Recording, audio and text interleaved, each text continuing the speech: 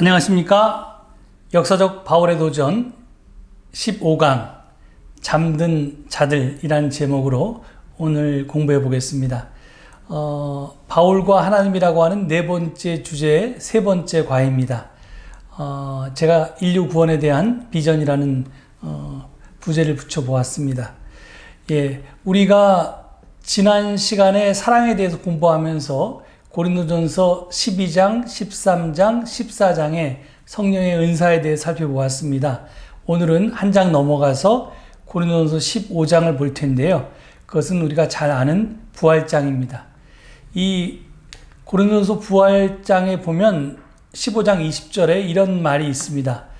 그리스도께서는 죽은 사람들 가운데서 살아나셔서 잠든 사람들의 첫 열매가 되셨습니다. 이렇게 되어 있는데요. 우리말 성경으로는. 그래서 the first fruit of those who have slept. 그래서 those who have slept에서 그게 이제 잠든 자들이라고 하는 잠든 사람들이라는 제목을 붙인 겁니다. 여기서 우리가 주의해야 될 것은 시제인데요. 지금 영어로 시제를 좀 쉽게 파악할 수 있도록 하기 위해서 영어 번역 성경을 제가 거기다 적어 놓았는데요. 거기 보면 those who have slept라고 해서 이게 현재 완료형으로 되어 있죠. 이게 이제 그리스도께서는 죽은 사람들 가운데서 살아나셔서 앞으로 잠들 자들의 첫 열매가 되셨습니다. 이렇게 되는 게 아니라 이미 잠들어 있는 자들이라고 하는 과거형을 썼다는 겁니다. 미래형을 쓰지 않고 과거형을 썼고요. 여기에 쓰인 단어가 잠든 사람들이라고 하는 데 쓰인 단어가 코이마오라고 하는 그런 그리스어 단어인데 이것이 여기서 이제 우리가 잘 아는 코마라고 하는 단어가 나왔습니다. 그래서 이제 이렇게 코마 상태에 있는 것 같이 잠들어 있는 사람들을 뜻하는 거고요. 그 다음에 우리가 관심해야 될 것은 이제 잠든 사람들의 첫 열매라고 해서 열매라고 하는 그 단어가 쓰인 건데요. 이게 이제 추수 비유를 썼습니다. 그러니까 우리가 열매를 하나만 따는 게 아니라 첫 열매라고 하는 말을 통해서 이제 예수님이 첫 열매가 되고 그 다음에 두 번째 열매도 있고 세 번째 열매도 있고 이렇게 해서 이제 추수가 시작되었고 그 다음에 이 추수는 하나로 끝나는 게 아니라 둘, 셋, 넷 이렇게 큰 무리가 추수될 것을 기대한다는 그런 기대감을 갖게 됩니다. 15장 20절은 이제 그런 의미를 가지고 있고요. 그런데 도대체 잠든 자들이라는 게 뭔가 하는 것에 대해서 좀 살펴봐야 될 텐데요. 크로산이 지금 제기하고 있는 문제는 예수의 부활이 개인적인 부활이냐, 즉 예수님 혼자 부활절에 단독적으로 부활했느냐라고 하는 것에 대해서 질문을 던집니다. 지금 여러분 앞에 펼쳐져 있는 이코는 마태복음에 근거해 있는 그 부활 절 아침의 모습인데요. 지금 병사들이 이렇게 잠들어 있고 예수님이 홀로 깨어나셔서 지금 이제 관 위에 앉아 계신 그런 모습을 하고 계시고요. 왼손에 지금 십자가를 들고 있다는 것을 기억하시기 바랍니다. 그리고 그 발을 보면 발등에 못자국이 있고요. 그리고 이렇게 두 손은 펴고 세 손은 접고 하는 그러니까 예수님이 가르치는 그런 제스처를 취하고 있다는 것을 기억하시기 바랍니다. 자, 아까 고린도전서 15장 20절에서 얘기하는 잠든 자들은 과연 누구인가라고 하는 것이 궁금해지는데요. 그것에 대한 이제 흔적이 마태복음 27장에 나와 있습니다. 거기 보면 51절부터 53절까지를 제가 읽어볼 텐데요. 이렇게 되어 있습니다. 그리고 땅이 흔들리고 바위가 갈라지고 무덤이 열리고 잠자던 많은 성도의 몸이 살아났다. 그리고 그들은 예수께서 부활하신 뒤에 무덤에서 나와 거룩한 도성에 들어가서 많은 사람에게 나타났다. 이렇게 되어 있어서 잠자던 많은 성도라고 해서 이 잠자던이 그 소위 현재 완료 형태로 되어 있습니다. 그리고 또 다른 흔적이 우리의 성경엔 들어와 있지 않지만 위경인 베드로 복음서 10장 41절 42절에 있습니다. 거기 보면 그들은 하늘에서 외치는 소리를 들었다. 너는 잠자는 그들에게 해방을 선포했는가? 그러자 십자가에서 예 라고 대답하는 소리가 들렸다. 이렇게 전하고 있습니다. 이게 이제 지금 예수님께서 부활하실 때 하늘에서 소리가 들렸고 그 소리의 질문에 대해서 지금 십자가가 대답했다는 그런 식의 표현입니다. 그리고 또 하나의 흔적이 베드로전서 3장 19절과 4장 6절에 있는데요. 거기 보면 그는 영으로 옥에 있는 영들에게도 가셔서 선포하셨습니다. 죽은 사람들에게도 복음이 전해졌습니다. 이런 구절들이 있습니다. 지금 이것들이 상징하는 바들이 뭐냐면요. 여기 지금 베드로 복음서 10장 41절의 모습을 그림으로 그린 건데요. 그러니까 Have you proclaimed freedom to those sleeping? 이렇게 해서 이제 너희는 그 잠들어 있는 자들에게 자유를 선포했느냐? 라고 이렇게 물은 거고요. 그러니까 yes라고 대답했다는 건데 지금 여기서 proclaim이라고 하는 그 단어가 중요한데 그러니까 일방적으로 선포했다는 겁니다. 너희는 이제부터 자유롭게 되었다 이렇게 선포하는 건데 잠든 자들에 대한 또 하나의 증거는 시리아 안디옥의 감독이었던 이그나티우스의 문서에서 알 수 있습니다. 1세기 말 2세기 초에 살았던 이그나티우스가 나중에 로마로 바울처럼 압송되어 가면서 본인이 선교했던 여러 교회에 편지를 띄웠는데 그 중에 하나가 마그네시아서라고 하는 것이 있습니다. 거기 보면 이제 9장 2절에 보면 죽은 자들 가운데서 살아난 자들에 대해서 언급하고 있습니다. 이는 잠든 자들에게 선포된 복음이 그들이 그리스도 안에서 그리스도에 의해서 그리고 그리스도와 함께 부활하는 것이었음을 가리키고 있습니다. 그래서 이제 지금 마태복음, 베드로복음, 베드로전서, 그 다음에 이그나티우스의 마그네시아서를 다 종합해 보면 지금 이제 우리가 부활의 개념이 무엇인지에 대해서 좀 생각해 봐야 되는데요. 그 부활이란 말을 아나스타시스라고 하는데요. 이것은 아나와 스타시스라고 하는 말이 합쳐진 말입니다. 우리가 보통은 레저렉션, 부활이라고 번역을 하는데요. 이것을 직역하면 라이징 업입니다. 그러니까 이제 이렇게 기립이라고 제가 표현했는데 일으켜지는 겁니다. 그러니까 이렇게 서는 것을 이 아나스타시스의 원래 의미고요. 그 다음에 원래대로 하면 사실은 라이징 업보다는 업라이징이라는 말이 더 맞는데 이것은 봉기라는 말로 번역될 수 있습니다. 마치 봄을 맞아서 막 이 땅에서 새싹들이 막 돋아나는 모습, 그게 이제 봉기하는 건데 막 일어나는 모습, 이런 모습이 아나스타시스의 형상화입니다.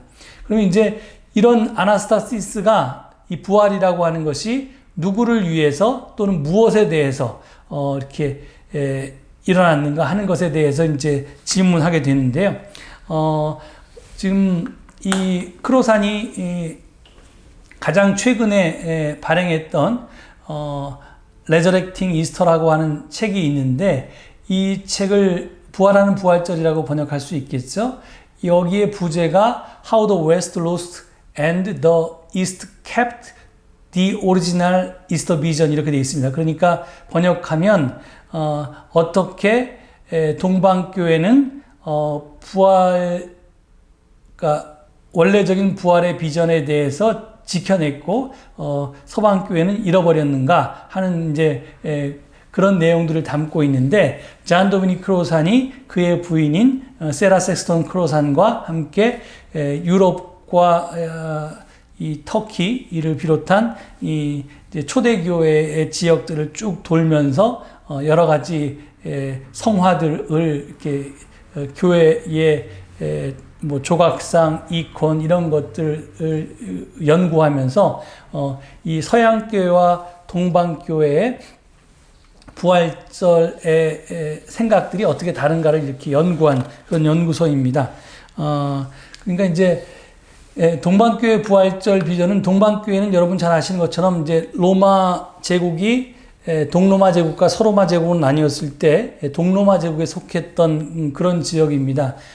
지금으로 말하면 그리스하고요, 터키, 그다음에 밑으로 보면 뭐 시리아서부터 시작해서 저기 러시아까지 이어지는 그 지역이고요. 그래서 그리스 정교회, 무슨 러시아 정교회 이런 식으로 그 여러 지역마다 정교회가 세워져 있죠. 옥서더스 처치라고 하는 것이 이 동방교회인데, 이 동방교회와 서방교회의 부활절 비전을 비교해 보면 지금 이 그림에서 보이는 것처럼 동방교회는 예수님께서 부활하실 때 혼자 부활하지 않고 지금 여러 사람들과 함께 지금 부활하는 모습을 그리고 있습니다. 그래서 예수님이 이 아담의 손을 이끈 것처럼 되어 있고요. 그리고 저 뒤에 계속 동굴 같은 데서 사람들이 그 예수님의 손에 이끌려서 쭉 나오는 장면들이고요.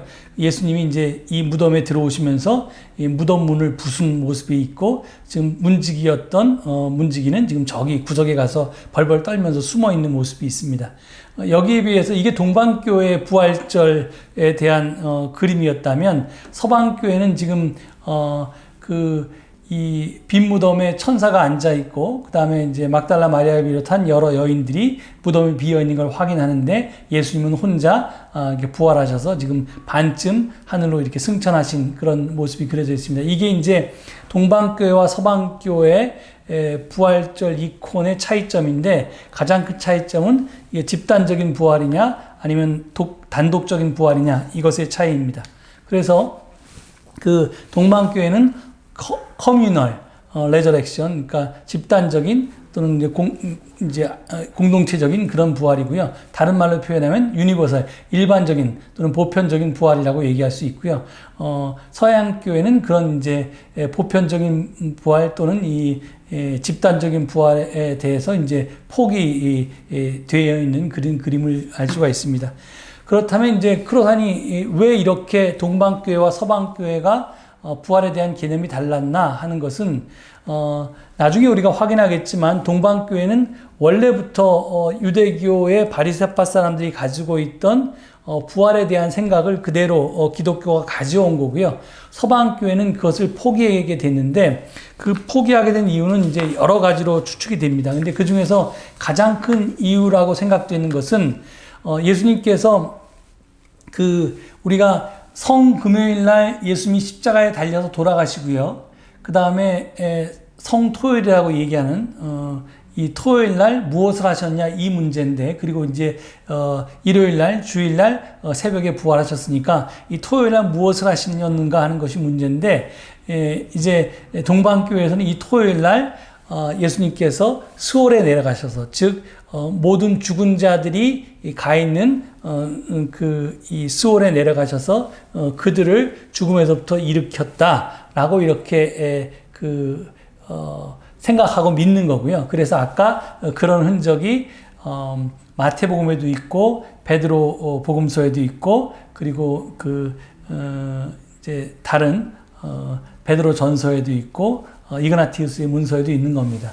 그런데 이제 서방교회는 그런 흔적이 있었던 것이 이제 사라졌는데, 그 사라진 이유가 그들이 예수님과 함께 부활해서 예수님과 함께 하늘로 이렇게 승천했다면 이제 교리적인 문제가 발생했던 겁니다. 왜냐하면 세례를 받아서 그리스도인으로 개종하는 절차 없이 그냥 유대인으로 죽었던 많은 사람들이, 또는 그리스도교를 믿지 않고 죽었던 많은 사람들이 예수님의 부활과 더불어 함께 세례 없이 그 천국에 가는 것에 대해서 이것이 문제가 됐던 거죠. 그러니까 이 서방교회 교리상. 그래서 이제 원래부터 물려받았던 그 바리새파의 전통, 그리고 그것을 이어왔던 동방교회 전통이 서방교회에서는 사라졌다고, 그렇게 이제 크로사는 이제 추측을 합니다.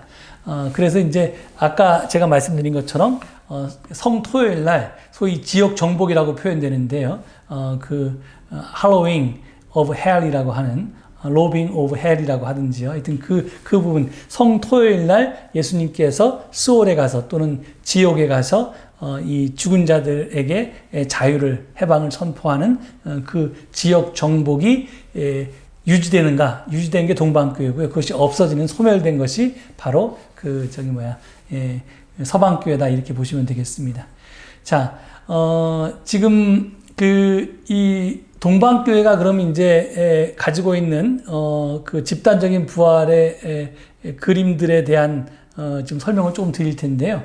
그러니까 이제 동방교회가 크리스천 유대교를 이제 계승한 건데요. 그래서 이 동방교회가 가지고 있는 이 부활에 대한 비전은 원래 주이시 크리스찬들이, 특히 이제 바리새파 사람들이 가지고 있던 부활에 대한 그런 개념들을 그대로 계승하고 있다, 이렇게 보시면 됩니다. 그리고 그것들도 한꺼번에 이렇게 생긴 건 아니고요. 이제 좀 단계적으로 이렇게 발달해 왔다는 걸 지금 좀 보여드릴 텐데요. 그때 우리가 꼭 기억해야 될 게 그 비잔틴 제국, 그러니까 동로마 제국 시대에 발행되었던 동전들입니다. 지금 이제 그 당시만 해도 비잔틴 제국이 굉장히 이제 로마의 영화를 다시 재건해서 세계의 큰 제국으로 발달해서 주변 국가들을, 또 민족들을 정복했는데요. 그렇게 정복했을 때 그 정복을 기념해서 이제 기념 주화들을 발행하는데요. 이 주화들에 보면 지금 보면 위에 사람의 얼굴이 그려진, 황제의 얼굴이 그려진 이제 두상이 있고, 반대편에 이제 어떤 뭔가를, 어떤 이벤트를 이게 나타내는 그런 이제 또 이 동전의 뒷면이 있는데, 앞면에 보면 월계수로 하고 있으니까 당연히 이제 승리를 한 거죠. 그러니까 전쟁에서 황제가 승리한 모습을 기념하는 거고요. 뒤에는 이제 그 승리의 결과에 대한 것들을 하는데, 이제 크게 세 가지 그림이 그려져 있습니다. 뒤에서 확인하시겠지만 여기 보면 제가 밑에 써놨죠. 비단친 제국의 주화에 나오는 승리의 세 이미지는 그 제압과 일으킴과 인도로 되어 있습니다. 그러니까 지금 여기 제압은 안 나와 있는데, 이 앞에 그림은 이렇게 패자가 무릎 꿇고 있을 때 그걸 이제 일으켜 세우는 거고요. 그 다음에 이제 이것은 지금 숲으로부터 이렇게 그 패자를 이끌어내는 건데, 다시 말하면 야만인이라고 하는 것부터 이제 그 문명으로 이끌어내는 그런 모습을 형성한 겁니다. 이것은 과거, 현재, 그리고 미래의 모든 인류를 위한 죽음에 대한 승리로서의 그리스도의 보편적 부활의 이미지를 만드는데 나중에 사용되게 됩니다. 그래서 이제 이제 제압하는 것과 그다음에 raising up with victor, 그러니까 그들을 이렇게 손잡아서 일으키는, 해방하는 것과 그다음에 leading out, 이끌어내는 것과 이 세 가지 이미지가 사용되는데요.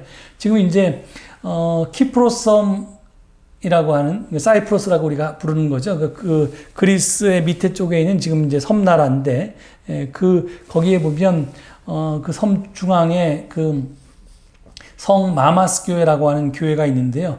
이 교회에 예수님의 부활을 형상화한 아주 오래된 그 이콘이 있습니다. 이 이콘에 보면 지금 가운데 계신 분이 예수님이고요. 그리고 예수님 뒤에 이렇게 아우라가 그려져 있죠. 그러니까 부활의 승리자 그리스도를 나타내는 아우라가 있고요. 그리고 이 화면의 왼쪽에 세 사람이 있는데, 맨 앞에 있는 사람이 세례자 요한이고, 그 뒤에 있는 두 사람이 다윗과 솔로몬입니다. 그리고 이 오른쪽에 예수님이 손을 내밀고 있는 사람은 아담이고요. 그 아담과 함께 두 손을 내밀고 있는 여자는 이브고요. 그리고 그 뒤에 아벨이 있습니다.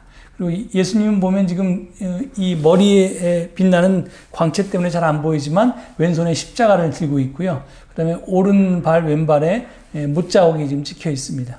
그리고 예수님이 무덤문을 이렇게 부셨기 때문에, 그러니까 스올의 문을 부셨기 때문에 지금 문이 파괴된 모습이 있고, 그 다음에 이제 발로 지옥 문지기를 제압하고 있는 모습이 있습니다. 그러니까 아까 그 황제의 승리를 형상화한 그림 중에 이제 발로 이렇게 적의 목이나 머리를 이렇게 누르고 있는 모습이 지금 여기서 형상화되어 있습니다.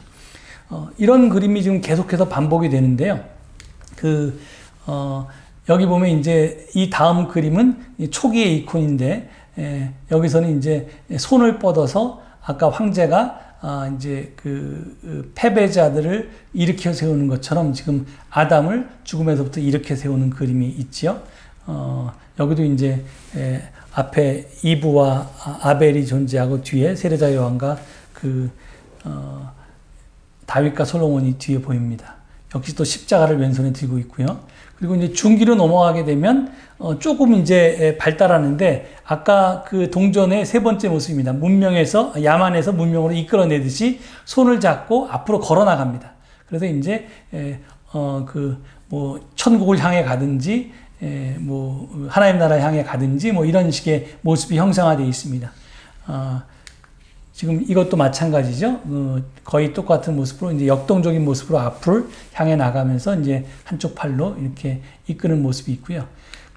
다음에는 좀 달라지는 모습이 있는데, 뭐가 달라졌냐면, 여태까지는 누구를 쳐다봤냐면 손을 잡은 사람을 쳐다봤습니다. 예수님이. 그러니까 이제 아담을 쳐다본 거죠. 다 모든 그림이 그렇습니다. 이렇게 보면 손을 잡은 아담을 쳐다봤는데요. 그런데 이제 여기서부터는 아담을 쳐다보는 게 아니라 전혀 상관없는 앞을 봅니다. 이게 의미하는 바는 지금은 아담이 부활하지만 다음에는 내가 바라보고 있는 네 차례다라고 하는 그런 의미입니다. 그래서 다음의 차례를 이렇게 가르치는 거고요. 그 다음에 후기로 넘어가면 예수님이 한 손이 아니라 이제 천사가 십자가를 들고 있고 양손으로 한 손에 아담, 한 손에 이브를 이렇게 이끌어내면서 일으켜 세우면서 또 앞으로 향해 걸어 나갑니다. 그리고 제일 유명한 그림 마지막에, 이게 터키에 있는 이스탄불의 코나 교회에 있는 그림인데요. 이게 아나스타시스라고 하는 부활이라고 하는 성화인데, 여기에 보면 양손에 아담과 이브, 그리고 나를 바라보고 있는 모습, 또 앞을 향해서 걸어가는 모습, 이 모든 것이 종합되어 있는 아주 후기의 이콘입니다. 예. 이런 것들이 이제 초대교회의, 특히 동방교회의 부활에 대한 이제 생각을 이미지화한 건데요. 그것을 확인하기 위해서 이제 부활에 대한 것이 왜 기독교의 신앙으로 들어왔는가 하는 것에 대해서 좀 배워보겠습니다. 이 부분은 역사적 예수의 도전을 공부할 때 우리가 다뤘던 부분인데요. 예수는 순교자로서 죽었습니다. 즉, 예수는 하나님의 정의를 위해 살았고 세상의 불의에 의해서 죽었습니다. 그래서 이 십자가라고 하는 것은 세상이 예수를 거부한 것입니다. 너 그렇게 살지 마. 나는 네가 싫어. 이렇게 놓으라고 거부한 것입니다. 그런데 부활이라고 하는 것은 그렇게 죽어간 예수에 대해서, 또는 그렇게 정의를 위해서 살았던 예수의 삶에 대해서 하나님이 긍정한 것입니다. 예스라고 인정해 준 것이죠. 달리 말해서 하나님은 예수를 거부한 세상에 대해서 노라고 얘기한 거고요. 그리고 정의를 위해서 살았던 예수에 대해서 예스라고 한 겁니다. 그런데 이러한 하나님의 긍정을 표현하는 방법이 여러 가지가 있었을 텐데, 그게 이제 에녹처럼 이렇게 죽지 않고 승천했다든지, 그렇게 높임을 받았다든지, 이런 식의 한 개인의 최고의 오름이나 고향이라고 하는 것으로 하나님께서 그의 의로운 삶을 인정했다는 것을 표시하는 다른 방법들이 구약 성서에 존재했는데, 지금 예수의 경우에 그런 방식으로 하나님께서 긍정하신 게 아니라 부활이라고 하는 것으로 이제 긍정하셨습니다. 그 이유가 뭐냐 하면, 오름이나 고향이라고 하는 것은 개인적인 것이라는 겁니다. 한 사람의 의로운 삶을 하나님께서 인정해 주셨다라고 하는 건데, 지금 부활은 그런 게 아니라 이게 콜렉티브 레저렉션, 집단적인 부활, 한꺼번에 하는 이제 여러 사람의 부활, 이것으로 선포되어야 했기 때문에 그렇습니다. 이것은 단순하게 예수님의 삶을 긍정했다는 것을 넘어서 이 세상에 대한 하나님의 정의 실현이 바로 예수님의 삶이었고, 부활이라고 하는 것은 그것을 표현하는 것이기 때문에 그렇다는 말입니다. 이걸 좀 보충 설명하면요. 우리가 바울이 계속해서 몸의 부활을 얘기하는데 왜 몸의 부활인가? 유대교 전통에는 몸의 부활에 대한 신앙도 있었는데요. 그 배경에는 하나님의 세상 대청소가 임박했다는 묵시적 종말론이 자리 잡고 있습니다. 종말론에 이제 몸의 부활이 포함된 이유는 두 가지인데요. 하나는 일반적인 이유고 하나는 특수한 이유입니다. 그러니까 일반적인 이유는 뭐냐면 이 땅의 모든 선한 피조물이 새로워지기 위해서는 몸의 부활이 요구되기 때문입니다.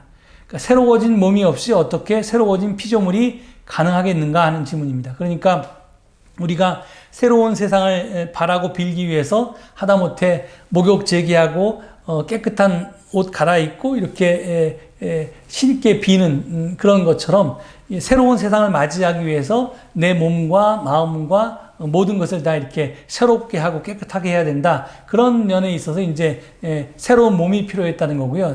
새로운 세상에. 그것보다 이제 특수한 이유도 있는데, 특수한 이유는 기원전 160년대 셀루코스 왕조의 박해 기간에 벌어진 순교와 관계가 있습니다. 순교는 고문당한 몸과 관련이 있죠. 그리고 그 고문 끝에 전쟁에 의해서 학살당한 몸이 있습니다. 그래서 하나님의 정의는 과거에 불의로 훼손된 몸이 미래에 변화된 몸으로 바뀌는 것을 필수적으로 요구합니다. 그러니까 쉽게 얘기해서 과거의 청산 없이 미래로 나아갈 수 없다는 말입니다. 과거에 이런저런 큰 문제가 있었는데 정의로운 세상을 만들기 위해서 애썼던, 그러다가 순교했던 사람들이 있는데 이 사람들은 모른 척하고 미래의 정의로운 세상에 대해서 이야기할 수 없다는 겁니다. 그래서 바울은 결코 부활이 예수에게만 가능한 기적이라고 주장하지 않았습니다. 죽은 사람의 부활이 없다면 그리스도께서도 살아나지 못하셨을 것입니다. 라고 하는 고린도전서 15장 13절 16절의 말씀은 바울에게 있어서 예수의 부활은 보편적인 부활의 하나의 사례일 뿐이라는 얘기입니다. 그러니까 전향 이전에 열성적인 바리새인이었던 바울은 다메섹에서 예수를 만난 경험을 통해서 부활이라고 하는 사건이 이제 인류에게 역사에서 시작되었구나 하는 것을 믿게 되었고요. 그리고 그것을 통해서 이제 예수가 첫 열매고 그 다음에 두 번째, 세 번째 열매가 계속되리라고 하는 것을 봤다는 겁니다. 그래서 바울에게 예수는 잠든 사람들의 첫 열매였습니다. 즉 예수는 부활한 유일한 사람이 아니라 단지 첫 번째 사람일 뿐입니다. 또 같은 이유로 바울은 만약 그리스도께서 살아나지 않으셨다면 여러분의 믿음은 헛될 것입니다 라고 말했습니다. 이게 뭐냐면 즉 정의로운 세상의 실현은 불의에 의해 희생된 자들의 신원회복, 즉 과거 청산 없이는 불가능하고 예수의 부활은 정의로운 새 세상이 시작되었다는 그런 증거이고 정의로운 세상이 완성되려면 예수의 부활이 혼자만의 부활이 아니라 계속적인 의롭게 살다가 죽은 모든 사람들의 그런 이제 집단적인 부활로 이어져야 한다는 그런 뜻입니다. 그래서 지금 이제 이런 식의 부활 개념이 바리새파 사람들 유대교가 가지고 있었고 그 다음에 그것을 이제 크리스찬 유대교도들이 계승을 했는데 그것이 이제 형상화된 것이 아까 동방교회 아나스타시스의 의미입니다. 즉 부활의 의미입니다. 그러니까 동방교회 아나스타시스 즉 그리스도 안에서 또 그리스도에 의해서 또 그리스도와 함께하는 인류의 보편적인 부활은 무엇을 의미하는가 하는 것이 아까 그 이콘들이요. 거기 보면 이제 언제나 부활한 그리스도는 십자가에 달린 그리스도죠. 그렇기 때문에 왼손에 부활한 그리스도는 언제나 십자가를 들고 있습니다. 그리고 그 몸에 상처가 나 있습니다. 그러니까 부활한 그리스도는 과거에 이 십자가에 달리셨고 그 다음에 몸에 상처와 흉터가 있다는 것을 모든 이콘들이 다 드러내고 있습니다. 그러니까 이제 이 순교자로서의 삶에 대한 이제 이야기를 하는 거죠. 그 다음에 그리고 즉 모든 인류를 죽음에서 구할 수 있는 분은 바로 십자가에 못 박힌 분이다라는 그걸 얘기합니다. 그러니까 아무나 부활의 첫 열매가 될 수 있는 게 아니라 십자가에 못 박힌 분이 바로 이제 이 부활의 첫 열매가 될 자격이 있다라고 하는 건데 이게 뭘 의미하냐면 제가 늘 얘기해 왔죠. 신석기 혁명 이후에 즉 인류의 문명이 시작된 이후에 힘을 가진 자가 힘이 더 센 자가 힘이 더 약한 자를 폭력적으로 지배하고 그들의 것을 자기 것으로 갈취하는 그것을 정상이라고 여겨왔던 그 문화, 그리고 그 폭력은 점점 문명이 발달할수록 그것이 더 크고 더 확대되어 왔는데, 거기에 대해서 그 폭력에 의한 폭력의 급증을 억제할 수 없다면, 결국은 이제 폭력으로 맞서는 것으로 그 폭력을 멈출 수가 없다면 폭력에 대한 비폭력적인 저항만이 해결책이라는 거고요. 그 비폭력적인 해결책의 하나의 대표적인 모델이 바로 십자가 사건이라는 겁니다. 그래서 예수는 폭력적인 불의에 대한 비폭력적인 저항을 위해서 살았고, 폭력적인 불의의 제국의 권력에 의해서 죽었습니다. 그런 예수의 아나스타시스 부활은 폭력에 대한 비폭력적인 저항만이 인류를 점증하는 죽음으로부터 구하는 길이라고 하는 그런 선언이고, 그리고 우리가 이제까지 쭉 봤던 여러 이콘들은 그 구체적인 시각화입니다. 그래서 동방 전통을 서방교회가 이런저런 교리적인 이유로 잃어버리게 된 것, 상실하게 된 것은 폭력에 대한 비폭력적인 저항과 폭력적인 불의에 대한 비폭력적인 정의에 대한 헌신이 우리를 구할 수 있다는 믿음의 위기하고도 연결되지 않는가 하는 것이 크로산의 분석입니다. 그래서 이것은 단순하게 바리새파 유대교 사람들이 가지고 있던 부활 비전을 동방교회는 계승했고 서방교회는 잃어버렸다는 것으로 끝나는 게 아니라 그 점증하는 폭력을 중단시키고 비폭력적인 저항인 십자가를 통해서 그 십자가의 저항이라는 방법을 통해서 승리함으로써 폭력을 멈추는, 그래서 폭력을 스톱시키고 이제 평화의 길을 가져온 것에 대한 새로운 세상을 연 그 비전 자체를 서방교회는 잃어버린 게 아닌가. 예수님의 혼자의 부활이라고 하는 것은 결국은 이제 우리가 그를 그리스도로 믿으면, 또 신으로 믿으면 우리가 뭐 죽어서 천국 가서 산다라고 하는 그런 이제 미래에 대한 비전으로만 이어졌기 때문에 현실을 바꿀 수 있는 힘을 상실하게 되지 않았나라고 하는 그런 문제 제기입니다. 그래서 우리가 지지난 시간에 정의에 대해서 배웠어요.